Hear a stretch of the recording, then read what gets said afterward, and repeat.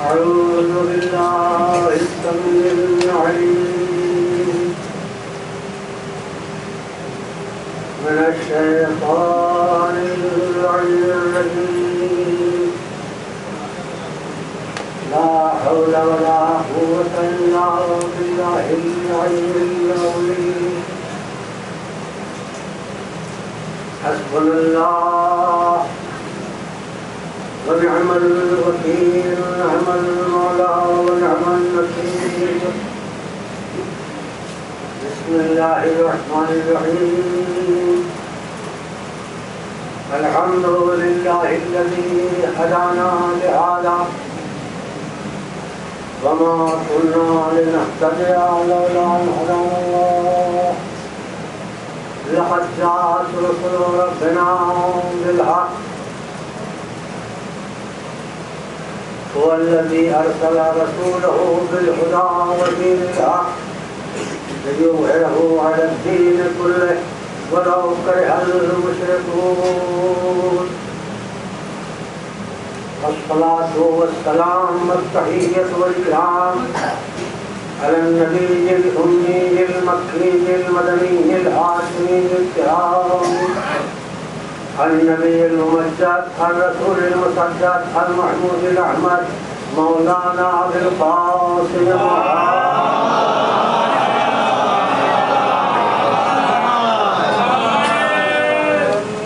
وآله البررة الكرام الأخيار الأطهار الأثياب الأنجاب الذين أذهب الله عنهم الرزق وطهرهم تطهيرا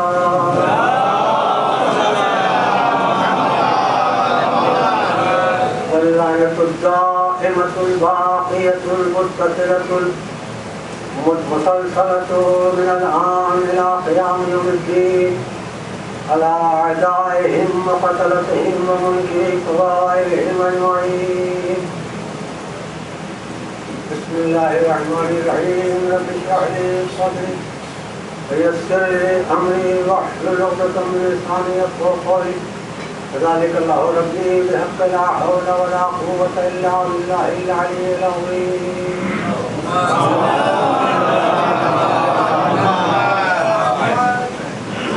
أما بعد فقد قال الله تبارك وتعالى في كتابه المبين بسم الله الرحمن الرحيم إنما يريد الله ليذهب عنكم الرجس أهل البيت ويطهركم تطهيرا.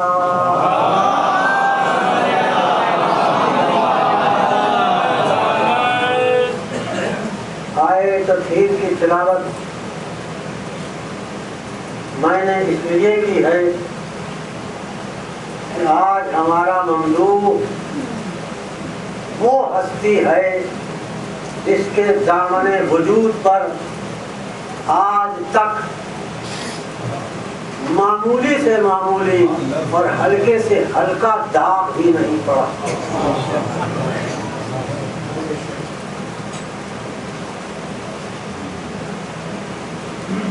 داغ لگانے والے خود روح سیاہ ہو گئے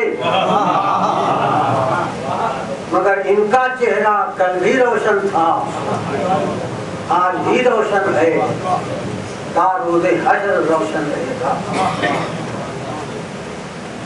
کلی اعتبار سے دیکھیں یا جزئی اعتبار سے نہ بحیثیت مجموعی انگلی رکھی جا سکی نہ جزوی اعتبار سے کوئی کمی یا نقص نکالا جا سکا. اب ظاہر کی بات ہے کہ جس کے وجود میں سارا قرآن سمٹ کے نقطہ بن چکا ہو اگر اس کے وجود میں سارے صفات کھل کر ایک پیکر اختیار کر لے تو حیرت کی کون سی بات. صلوات پر محمد.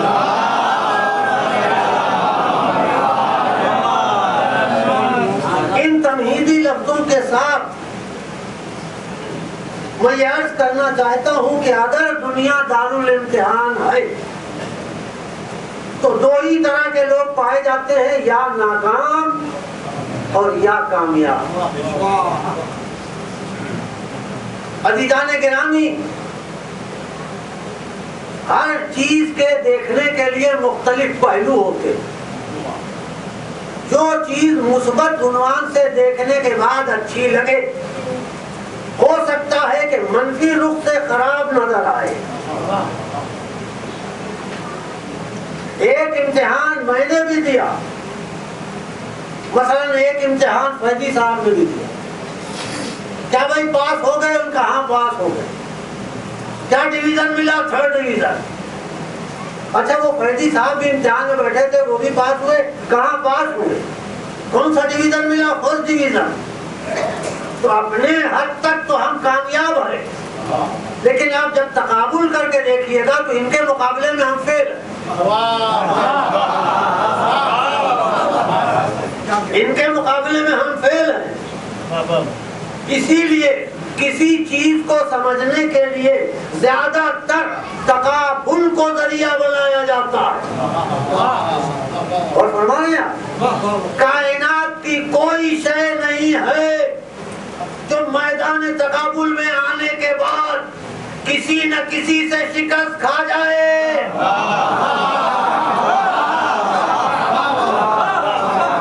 کوئی شے نہیں۔ جانے دیجئے، میں محفل عصمت کی بات کر رہا ہوں۔ آدم اس میدان میں نہیں اتر سکتے، نوح اس میدان میں نہیں اتر سکتے، ابراہیم اس میدان میں نہیں اتر سکتے، موسیٰ اس میدان میں نہیں اتر سکتے، عیسیٰ اس میدان میں نہیں اتر سکتے۔ آدم کیسے اترے؟ ترک اولا روک رہا ہے۔ نوح کیسے اترے؟ بد دعا روک رہی ہے۔ موسیٰ کیسے اترے؟ لعنت روک رہی ہے۔ عیسیٰ کیسے اترے؟ زندگی بھر کنوارے رہے۔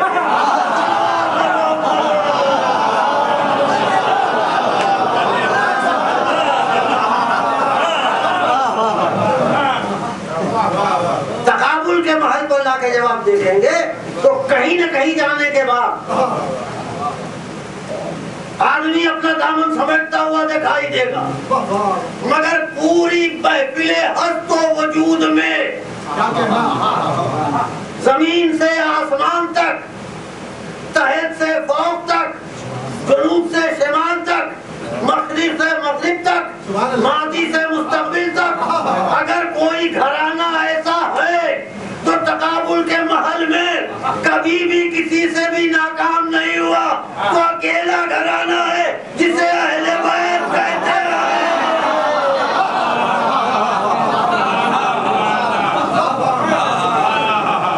اور عزیزان گرامی، تقابل کے لائق اگر کہیں کوئی ملے گا بھی، چاہے بعد میں ناکام ہو جائے، تو وہ عصمت کی دنیا میں اور دین کی محفل میں ملے گا۔ دنیا والوں کی جھولی میں کچھ نہیں ہے، یہ ہے مصر اولا۔ ابھی مصر ثانی باقی ہے۔ دنیا کی جھولی میں اگر کچھ ہوتا تو شیر خدا کے مقابلے میں سگوں کو نہ لاتے۔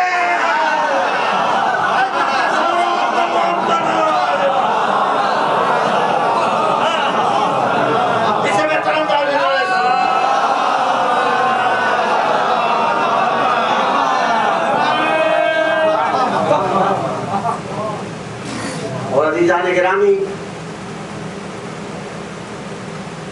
تقابل کا معاملہ بڑا سخت ہوتا ہے، عزت اور ذلت کا سودا ہونے لگتا ہے۔ اس خطرے کے باوجود پتہ نہیں بانیان مجلس نے یا سامعین کرام نے یا خود ذاکرین کرام نے ممبر کو اکھاڑا بنا دیا ہے۔ نتیجہ اس کا یہ ہوتا ہے کہ ذاکر ممبر پر آتا ہے تو دو ہی صورتیں ہیں، یا ناکام ہو کے اترتا ہے یا کامیاب ہو کے اترتا ہے۔ جبکہ دین کی بزم تو وہ ہے نا کہ جہاں ناکام بھی اٹھتا ہے تو کچھ نہ کچھ کامیابی کے اجزاء لے کے اٹھتا ہے۔ بڑی نازک منزل ہے، لیکن اب مزاج بن چکا ہے تقابل کا، تو جہاں تقابل نہیں ہونا چاہیے وہاں بھی تقابل۔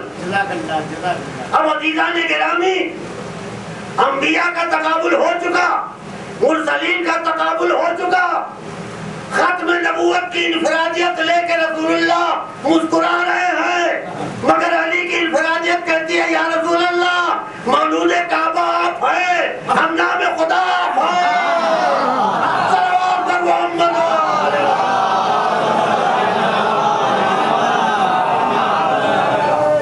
یہ تو لفظی بات تھی، ایک تقابل کا میدان خود سرور کائنات نے پیدا کیا اور بچکنی کے روز کاندھے پہ اٹھا کے بتایا دیکھو کون علی آئے۔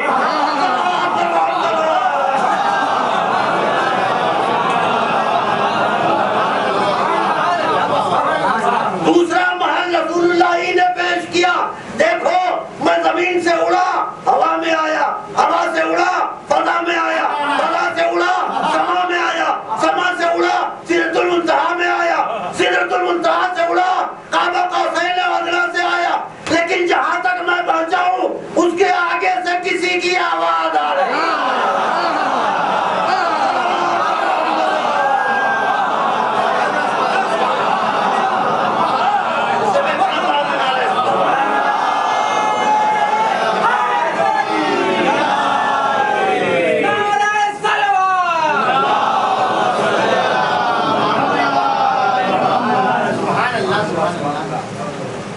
گرامی، یہ ہماری خوش قسمتی، اللہ کی عطا، خدا کی دین اور ہماری ماؤں کی امانت داری کا نتیجہ ہے کہ ہم اس طرح سے مسلط ہیں،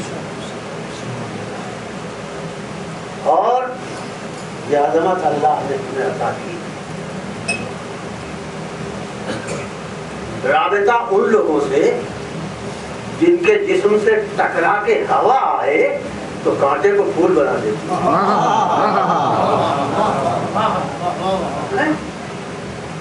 ایک پہلو محسوس کریں آپ، جہاد کا جائز ہے، لیکن ایک چیز ہوتی ہے جہاد، ایک چیز ہوتی ہے دفاع۔ دفاع کا وقت آپ معین نہیں کر سکتے، اس لیے کہ دفاع اس وقت ہوتا ہے جب دشمن کا حملہ ہو۔ دشمن کب حملہ کرے گا یہ دشمن جانے، اور جس وقت دشمن حملہ کرے گا اسی وقت دفاع کرنا ہے۔ لہذا دفاع کی بحث نہیں ہے، جہاد کی بحث۔ جہاد بغیر حکم امام کے نہیں ہو سکتا ہے، نہیں ہو سکتا، جہاد بغیر حکم امام کے نہیں ہو سکتا۔ اور جب امام نے حکم دے دیا تو اب مجاہد کو حق حاصل ہے کہ جو بھی تلوار کی زد میں آئے اس کو کاٹ کے رکھ دے، ہے نا؟ اچھا، اجازت کے بعد مجاہد نے تلوار چلائی، اس کی تلوار کے نیچے آ کے کٹا کون کون؟ صرف وہی کٹا جس کی نسل میں کوئی مومن نہیں تھا۔ تلوار پہ دعا پڑھ کے نہیں پھونکی، بازو پکڑ کے کوئی آیت نہیں پڑھی، اسماء عظمیٰ کے ذریعے سے حصار نہیں کیا، صرف اتنا کہا کہ جاؤ، اور اس جاؤ نے مجاہد کی تلوار میں وہ جوہر بھر دیا کہ اٹھے گی تو ایسے ہی اٹھے گی جس کی نسل میں کوئی مومن نہ ہو، تاکہ مستحق قتل کیا جائے، بے گناہ زد میں نہ آنے پائے۔ صرف زبان سے نکلنے والی اجازت۔ اور اب ایک شخص آتا ہے، امام علی نقی علیہ السلام،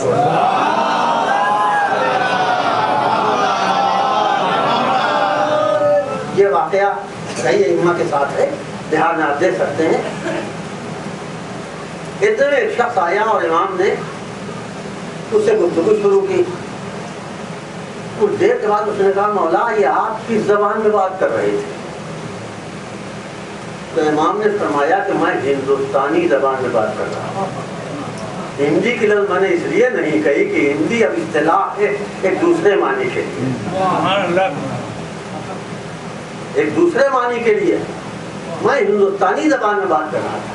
ان کا مولا آپ ہندی بھی جانتے ہیں؟ کہا ہاں.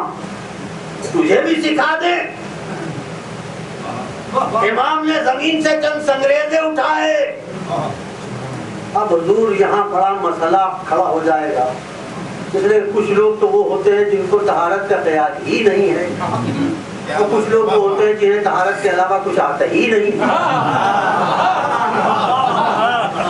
اگر ان کو یہ روایت سناتے تو کہیں گے کہ مولا کے اوپر نجس ناپاک کے چھونے کا الزام لگاتے ہو, مولا زمین کی کنکڑی پھینک دے رکھے تھے.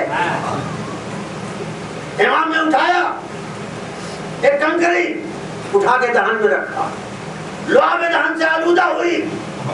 امام نے فرمایا کہ اس کو اپنے دہن میں رکھو.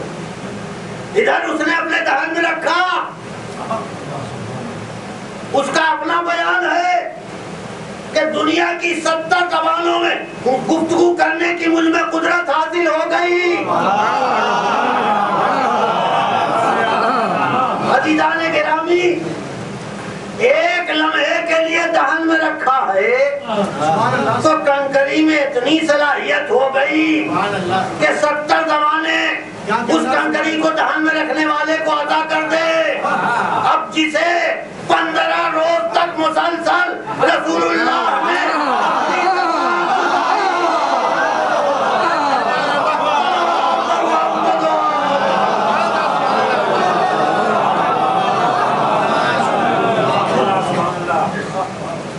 گرامی, آج وہی علی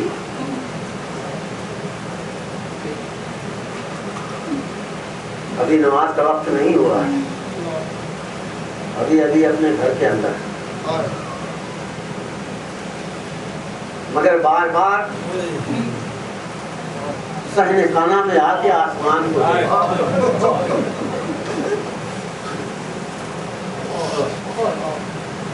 بیٹی آگے بڑھتی.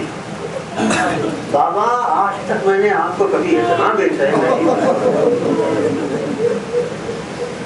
امام نے فرمایا بیٹی خدا کی بارگاہ میں حاضری دینے کا وقت قریب آ چکا.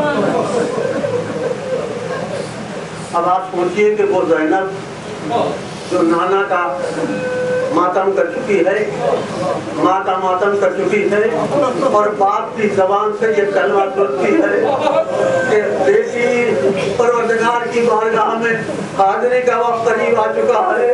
اس بیٹی کے کلیجے پر کیا گزری ہوگی, عجب نہیں کہ کلیجہ تھام کے زمین پر بیٹھ گئی ہوگی. بابا آپ کا سایہ ہمارے سر کو باقی رکھے خدا. اے بابا جب آپ نہ رہیں گے تو ہم کیا کریں گے. باپ نے بیٹی کو اٹھا کے اپنے سینے سے لگایا. گزرا وقت, سحر کا قریب وقت آیا. آپ جانتے ہیں کہ ایک لفظ ہے سحر, ایک لفظ ہے فجر. فجر اس وقت کو کہتے ہیں جب نماز صبح کا وقت آ جائے, اور نماز صبح کا وقت آنے سے پہلے جو لمحہ تھوڑی دیر کا ہوتا ہے جس کو صبح کاذب کہتے ہیں, اس کو عربی کی اصطلاح میں سحر کہا جاتا ہے. اسی لیے سحری کھائیے کی اصطلاح تو ہے, فجر کی نسبت فجری نہیں کہا گیا, اس لیے کہ طلوع فجر سے پہلے پہلے سحری کھا کے ختم کر لینا ہے. علی نماز شب کے آتے اٹھ کے کھڑے ہو جاتے ہیں, اٹھ کے کھڑے ہو جاتے ہیں. نماز شب کو گھر کے اندر ادا کی. گھر کے اندر ادا کرنے کے بعد علی نے دامن جھاڑا, اٹھ کے چلے. آپ جانتے ہیں کہ گھر میں کچھ بسیں پلی ہوئی, جیسے ہی علی نے دام آگے بڑھایا, بچوں نے آ کے چاروں طرف سے گھیر لیا. دامن کو اپنی منقار میں لے لے کر پھنس رہی تھی. اللہ نے گویائی تو نہیں دی تھی, زبان حال سے کہہ رہی تھی نہ جاؤ میرے مولا,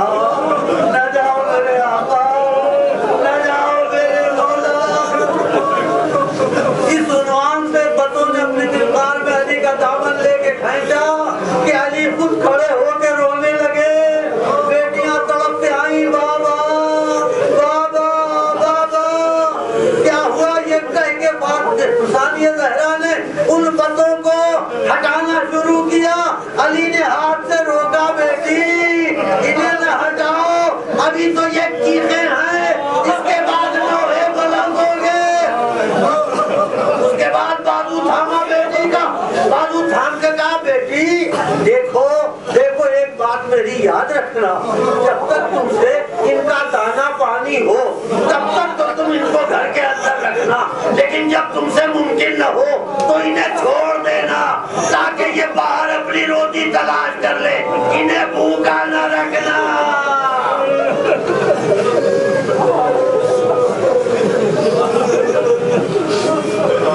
علی آگے بڑھے، دروازے کے قریب آئے، قریب آنا تھا کہ زنجیر در قبا کے دامن سے الجھی۔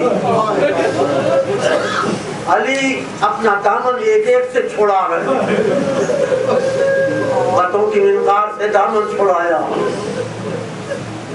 زنجیر در سے دامن چھڑایا، اور دامن چھڑا کے بتا رہے ہیں میں اس کا فرزند ہوں جو لاشوں کے درمیان میں ایک دن کھڑے ہو کے کہے گا ترکت الخلق طرا فی ہواکا واتمت العیال لک یراکا۔ اے پالنے والے، میں نے تیری محبت میں سب کو چھوڑ دیا ہے، بچوں کو یتیم ہونے کے لیے چھوڑ کے میں تیری بارگاہ میں آ رہا ہوں۔ آئے، دیکھا مسجد میں کچھ لوگ سو رہے ہیں، اسی میں ابن ملجم بھی تھا۔ ابن ملجم پیٹ کے بل اوندھا، تلوار کو پیٹ میں چھپائے ہوئے لیٹا ہوا تھا۔ آئے اور امام نے ٹھوکر ماری، اٹھ، یہ کون سا طریقہ ہے سونے کا؟ اس طرح شیطان سوتا ہے، یا پشت کے بل سو یا داہنے اور بائیں کروٹ سونا، خبردار پیٹ کے بل نہ سونا۔ اٹھ، میں تجھ سے بھی واقف ہوں، تیری نیت سے بھی واقف ہوں۔ عزیزان گرامی، اپنے ذہن پر قابو دنیا کا سب سے مشکل کام۔ ایک طرف بیٹیوں کو وداع کر کے آ رہے ہیں، دوسری طرف فریضہ سحری قریب ہے۔ علی آئے اور گلدستہ اذان پہ اذان شروع کی۔ عزیزان گرامی، جناب ابراہیم کو اذن فی الناس فی الحج جب حکم ملا تھا تو جناب ابراہیم نے کہا تھا پالنے والے میری آواز بہت کمزور ہے، میری آواز لوگوں تک نہ پہنچے گی۔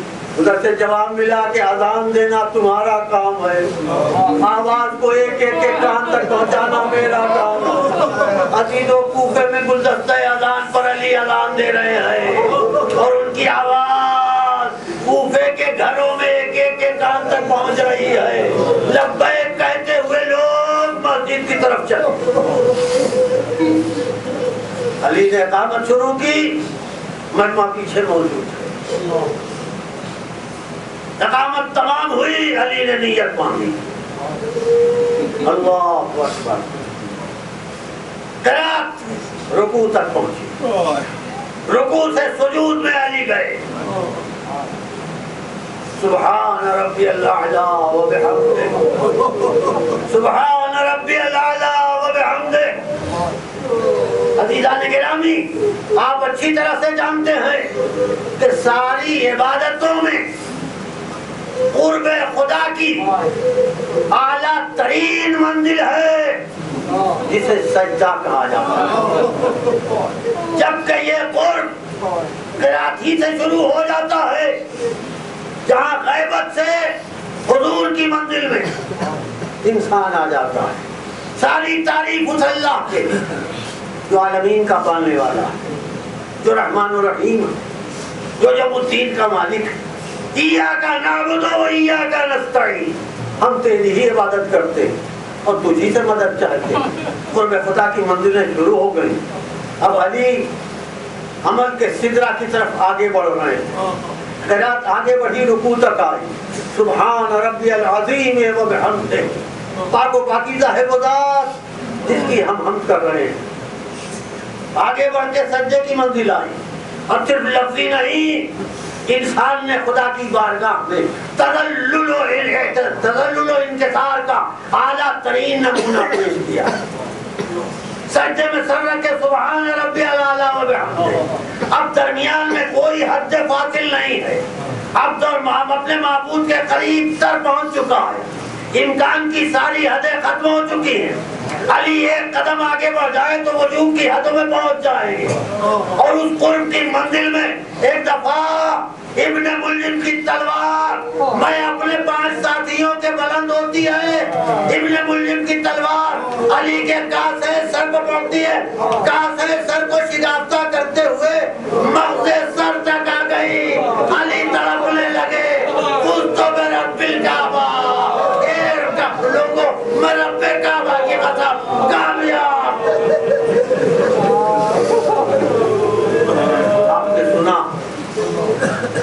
کاسے سر کو کاٹتی ہوئی مغز سر تک ابن ملجم کی تلوار آئی اور مغز تک اگر تیغ یا تلوار پہنچ جائے تو پھر دماغ کے متاثر نہ ہونے کا سوال ہی نہیں پیدا. کھڑی تڑپ رہے ہیں. مسلح خون سے رنگین ہو رہا ہے. مسلح خون سے رنگین نہیں ہو رہا ہے. عبادت کے خاکے میں علی اپنے خون کا رنگ بھر رہے ہیں.